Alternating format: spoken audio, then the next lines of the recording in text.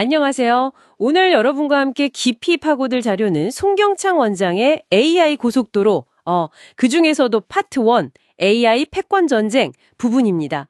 현재 진행 중인 이 AI 경쟁의 핵심을 좀 살펴보려고 합니다. 네, 2022년에 챗GPT 나왔을 때, 와, 정말 충격적이었죠. 그렇죠. 정말 파장이 컸습니다. 출시 2달 만에 사용자가 1억 명이라니. 틱톡이 9개월 걸렸다고 하던데 이걸 생각하면 AI 확산 속도가 어마어마하다는 게 실감나요. 네, 그 속도 자체가 이미 하나의 현상이었죠. 이 AI 혁명이 이제는 뭐랄까 국가랑 기업 간의 진짜 치열한 주도권 다툼, 그야말로 패권 전쟁으로 번지고 있는데 오늘 그 전쟁의 모습을 좀 자세히 들여다보죠. 네, 맞습니다. 이 패권 전쟁에서 지금 가장 뜨거운 부분 중 하나가 바로 생성 AI 혁명인 것 같아요. 거대 언어 모델 LLM이라고 하죠.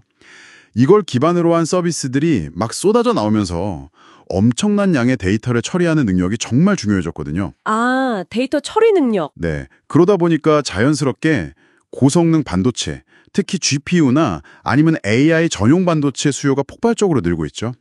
가트너 같은 시장 조사 기관에서는 2025년에 세계 반도체 시장 규모가 7,210억 달러까지 갈 거라고 보는데 상당 부분이 바로 이 AI 때문이라는 겁니다. 와, 반도체가 정말 핵심 전쟁터가 된 거네요.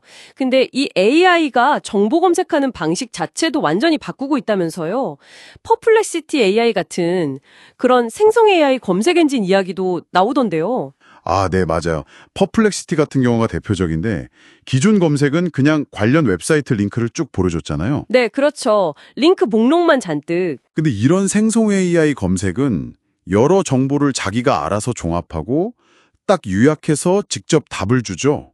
심지어 어디서 그 정보를 가져왔는지 출처까지 밝혀주고요. 오, 7척까지. 책에서는 이게 단순히 뭐 기능이 좀 좋아졌다 이런 차원이 아니라 어쩌면 구글 같은 기존 검색 강자들의 광고 기반 비즈니스 모델 자체를 위협할 수도 있다. 이렇게 보고 있어요. 정보 경제의 판을 바꿀 수도 있다는 거죠. 마치 그 개인 비서한테 이것 좀 알아봐줘 했을 때 요약 보고 받는 느낌이겠네요. 그렇죠. 딱 그런 느낌이죠. 정보에 접근하는 방식 자체가 근본적으로 바뀔 수 있다는 거군요. 정말 흥미로운데요. 그리고 이런 기술 발전이 단순히 정보 검색뿐만 아니라 아예 인간과 기계가 소통하는 방식 자체를 바꾼다는 점도 중요하게 다루는 것 같아요. 오픈 AI의 리얼타임 API 같은 기술 말이죠. 네, 그렇습니다. 그 리얼타임 API 같은 기술 덕분에 우리가 말하는 거의 동시에 AI가 알아듣고 바로 반응할 수 있게 됐어요. 그리고 정말 사람하고 전화 통화하듯이 아주 자연스러운 실시간 음성 대화가 가능해진 거죠. 와, 실시간으로요? 네, 이건 단순히 뭐 명령을 내리고 수행하는 수준을 넘어서는 거고요. AI와의 상호작용을 훨씬 더 인간적으로 만드는 거죠. 책에서도 이 소통 방식의 변화가 교육이나 의료, 고객 서비스 같은 거의 모든 분야에 혁신을 가져올 잠재력이 크다고 봐요. 결국 데이터의 활용 가치를 극대화하는 계기가 될 거라는 거죠. 듣고 보니 정말 파급력이 엄청나겠네요. 이런 기술 발전이 궁극적으로 향하는 목표는 결국 인공 일반지능, AGI 개발 경쟁이라고 하죠. 맞습니다. 인간처럼 생각하거나 어쩌면 인간을 뛰어넘는 지능을 가진 AI. 구글이 AGI 단계를 0부터 5까지 나눴다는 이야기도 있던데요. 네, 맞아요. AGI, 그러니까 인간처럼 아주 다양하고 복잡한 문제를 스스로 학습하고 해결할 수 있는 AI를 만드는 게 이 패권 전쟁의 궁극적인 목표라고 할 수 있습니다. 구글이 분류한 것처럼 지금의 AI는 뭐 레벨 1 정도라고 본다면 이걸 넘어서 인간 수준인 레벨 4, 심지어 초인적인 능력의 레벨 5 AI를 누가 먼저 개발하느냐, 이게 핵심 경쟁이죠. 정말 SF 영화 같은 이야기네요. 그렇죠. 하지만 이 목표로 가는 길에 정말 큰 장벽들이 있습니다. 그 장벽이라는 게 혹시 컴퓨팅 파워나 아니면 전력 문제 이런 건가요? 정확합니다. 특히 전력 문제가 생각보다 심각해요. 국제에너지기구 IEA 예측을 보면 2026년에는 전 세계 데이터 센터가 쓰는 전력량이 최대 1050테라와트시까지 늘어날 수 있다고 해요. 1050테라와트시? 감이 잘 안 오는데요? 이게 어느 정도냐면 웬만한 나라 몇 개의 1년치 전력 소비량을 합친 것보다도 많은 양이에요. 헉, 정말요? 네. 그래서 책에서는 이 AGI 개발 경쟁이 치열해질수록 이 엄청난 연산 능력을 뒷받침할 전력 확보가 또 다른 숨겨진 핵심 전쟁터가 될 거라고 경고하고 있습니다. 와, 상상을 초월하는 규모네요.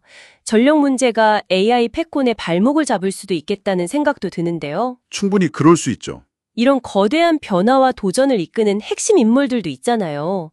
샘 엘트만, 데미스 하사비스, 무스타파 슐레이만. 이런 이름들이 계속 언급되던데요. 그렇습니다. 이분들은 단순한 CEO나 연구자를 넘어서 뭐랄까 AI의 미래 방향을 정하고 기술 경쟁을 최전선에서 이끄는 야전사령관 같은 역할이죠. 오픈 AI의 샘 알트만, 구글 딥마인드의 데미스 하사비스, 그리고 이제 마이크로소프트 AI를 이끄는 무스타파 슐레이만. 이런 인물들의 비전이나 결단, 그리고 또 그들 사이의 경쟁 구도가 이 AI 패권 전쟁의 방향을 결정짓는 아주 중요한 변수가 되고 있습니다. 정말 영화의 한 장면처럼 숨가쁘게 돌아가는 AI 패권 전쟁의 현재 모습이네요.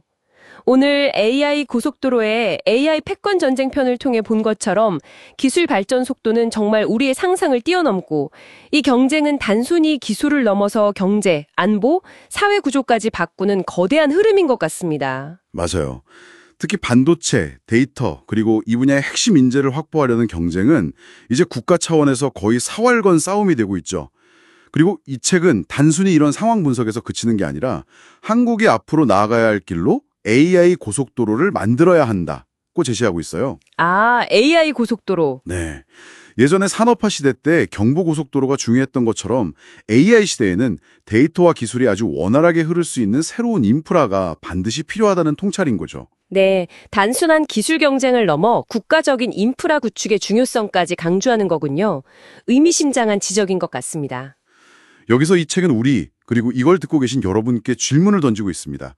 이렇게 급변하는 AI 패권 전쟁 속에서 당신은 어떤 준비를 하고 계신가요? 이 거대한 변화의 물결 앞에서 개인으로서 또 우리 사회의 구성원으로서 어떤 역할을 할 수 있을지 한 번쯤 진지하게 고민해 보는 것은 어떨까 싶습니다.